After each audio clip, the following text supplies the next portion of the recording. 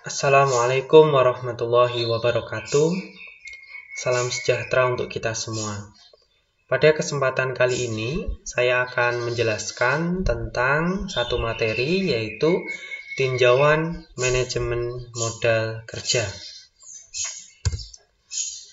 Nah, konsep awalnya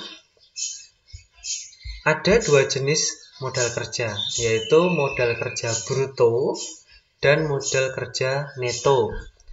Modal kerja bruto ini bisa juga disebut sebagai modal kerja kotor, sementara modal kerja neto itu bisa juga disebut sebagai modal kerja bersih.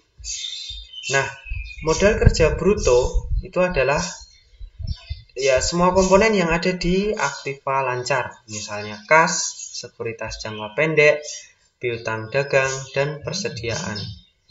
Sementara modal kerja neto adalah semua aktiva lancar dikurangi utang lancarnya. Nah, kotak biru ini adalah ringkasan dari penjelasan saya di atas. Jadi, modal kerja kotor itu adalah AL atau aktiva lancar, sedangkan modal kerja bersih yaitu AL kurangi UL atau aktiva lancar kurangi utang lancar. Nah, saya harapkan saudara memahami dulu konsep dasar ini. Ada dua jenis modal kerja, yaitu modal kerja bruto dan modal kerja neto. Ini adalah penjelasan dari manajemen modal kerja, yaitu pengadministrasian aktiva lancar dan pendanaan yang dibutuhkan untuk mendukung aktiva lancar tersebut. Jadi di sini ada aktiva lancar, komponen-komponennya. Kemudian di sini ada nilainya. Nah, pertanyaannya apakah ini sudah optimal angka-angka ini? Nah, kita akan bahas lebih lanjut. Nah, sebelumnya saya perlu menjelaskan juga tentang arti penting manajemen modal kerja. Pada perusahaan manufaktur, jumlah modal kerja dapat lebih dari separuh total aktiva. Yang kedua, manajemen modal kerja yang baik akan membuat perusahaan beroperasi secara efisien. Jadi, agar perusahaan dapat beroperasi secara efisien, persediaan harus dikelola dengan baik. Yang ketiga, yaitu pada perusahaan kecil, utang lancar merupakan sumber utama pendanaan eksternal.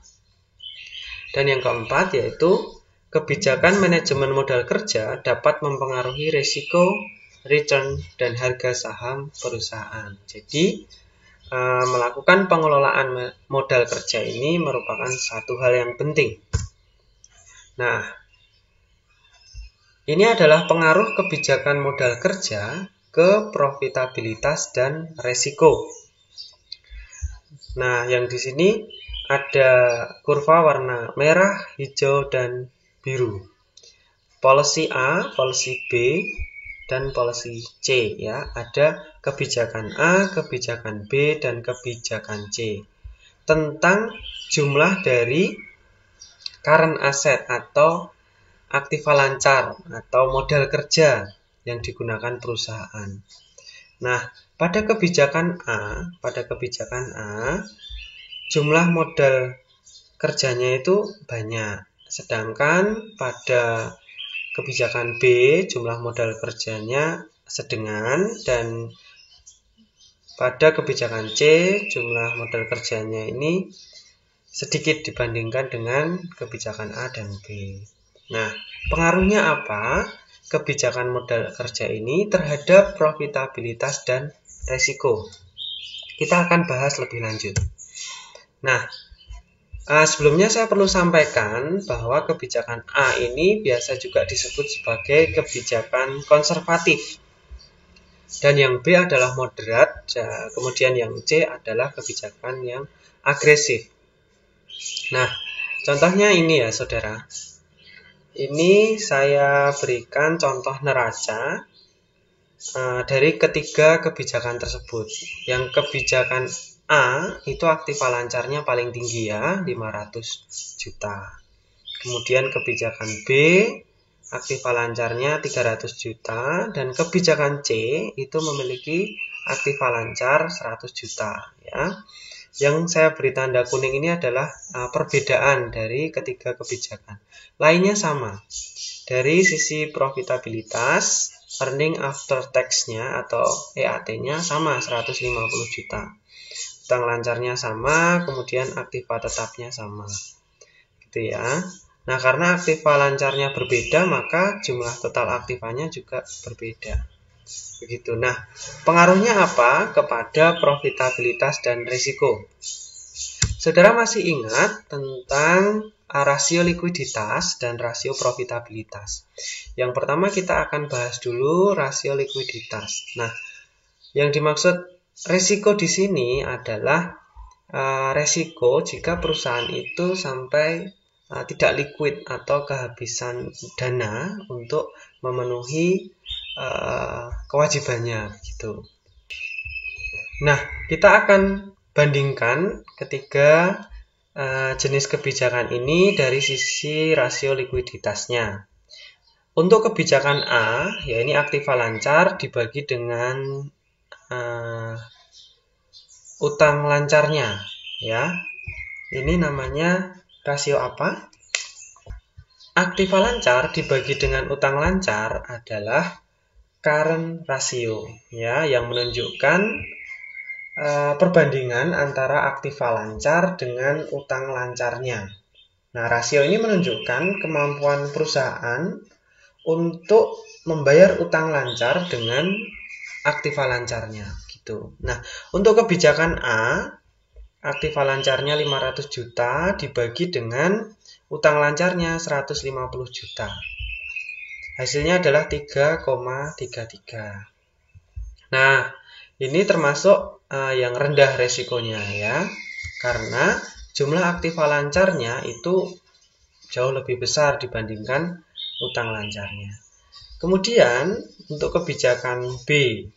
Kebijakan B ini aktiva lancarnya 300 juta dibandingkan dengan utang lancarnya 150 juta. Nilai dari current ratio yaitu 2. Nah, ini resikonya rendah atau sedang lah ya. Kemudian yang ketiga yaitu kebijakan C. Kebijakan C ini aktiva lancarnya sedikit ya, 100 juta. Dibandingkan dengan utang lancarnya 150 juta. Nilainya adalah 0,67 ya, di bawah 1. Artinya aktiva lancarnya ini tidak mencukupi untuk membayar utang lancarnya. Nah, ini resikonya tinggi gitu ya. Kemudian kita akan bandingkan dengan rasio profitabilitas. Apa jadinya jika kita menggunakan kebijakan A, B, dan C? Pada kebijakan A, nilai dari ROI rumusnya adalah EAT dibagi total aktiva. Nah, EAT-nya sama semua ya, 150 juta dibandingkan dengan total aktivanya yaitu 1,5 M. Hasilnya adalah 0,1 atau 10%. Ya, ROI dari kebijakan A itu 10%. Kemudian kita bandingkan dengan kebijakan B.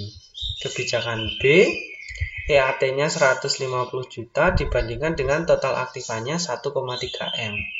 Nah, dengan menggunakan kebijakan B, maka ROI-nya itu lebih tinggi, yaitu 11,5%. Nah, kemudian kita bandingkan dengan kebijakan C, ya, kebijakan yang agresif tadi. Kebijakan C ini memiliki ROI yang paling tinggi. Mengapa? Karena EAT-nya 150 juta dibandingkan dengan total aktivanya 1,1 M, ya, 13,6%, paling tinggi. Nah, dengan ilustrasi ini kita dapat menyimpulkan bahwa pada kebijakan A itu likuiditasnya tinggi, ya, sangat aman. Namun Dari sisi rasio profitabilitasnya rendah. Nah, resikonya juga rendah. Kemudian dengan kebijakan B, likuiditasnya rata-rata atau sedang. Profitabilitasnya juga sedang, resikonya juga sedang. Sedangkan pada kebijakan C, likuiditasnya rendah, namun profitabilitasnya tinggi. Resikonya juga tinggi. Nah, kita sering mendengar istilah bahwa high risk, high return. Nah, kesimpulannya adalah profitabilitas berbanding terbalik dengan likuiditas. Artinya, semakin tinggi rasio profitabilitasnya, ini rasio likuiditasnya semakin rendah. Sedangkan kesimpulan yang kedua yaitu profitabilitas bergerak searah dengan resiko, ya, high risk, high return. Kemudian kita akan membahas tentang klasifikasi modal kerja. Modal kerja dapat diklasifikasikan menurut komponen dan waktu. Menurut komponennya, modal kerja dapat diklasifikasikan menjadi kas, kemudian sekuritas jangka pendek, kemudian piutang, dan juga persediaan. Sementara dari segi waktu, modal kerja dapat diklasifikasikan menjadi modal kerja permanen dan modal kerja temporer. Modal kerja permanen adalah modal kerja atau aktiva lancar yang dibutuhkan untuk memenuhi kebutuhan minimum jangka panjang. Dana yang diperlukan untuk membiayai modal kerja ini adalah dana jangka panjang. Sedangkan modal kerja temporer atau biasa juga disebut sebagai modal kerja musiman adalah modal kerja yang bervariasi sesuai dengan kebutuhan musiman. Pendanaan jumlah modal kerja ini bersumber dari pendanaan yang bersifat temporer gitu. Nah, ini adalah contohnya mengapa ini grafiknya naik, karena diasumsikan perusahaan itu berkembang. Jadi modal kerjanya yang permanen itu terus naik. Kemudian modal kerja yang temporer atau musiman itu juga naik. Namun ini berfluktuasi, saudara. Bisa naik, bisa turun, begitu. Mengapa? Namanya saja musiman. Jadi ada beberapa jenis bisnis itu yang dipengaruhi oleh beberapa event. Misalnya saat sedang ada hari besar keagamaan, misalnya Idul Fitri, maka beberapa produk itu mengalami kenaikan permintaan begitu. Jadi modal kerja perusahaan ini juga lebih besar begitu. Namun saat tidak ada event tertentu ya turun. Kemudian ada event apalagi begitu, maka modal kerjanya naik begitu. Jadi yang dimaksud musiman atau temporer seperti itu. Nah, tadi sudah kita singgung sedikit tentang pendanaan dari modal kerja tersebut. Nah, di sini saya akan menjelaskan ada 3 kebijakan pendekatan pendanaan modal kerja. Yang pertama yaitu pendekatan hedging, yang kedua yaitu pendekatan konservatif, dan yang ketiga adalah pendekatan agresif.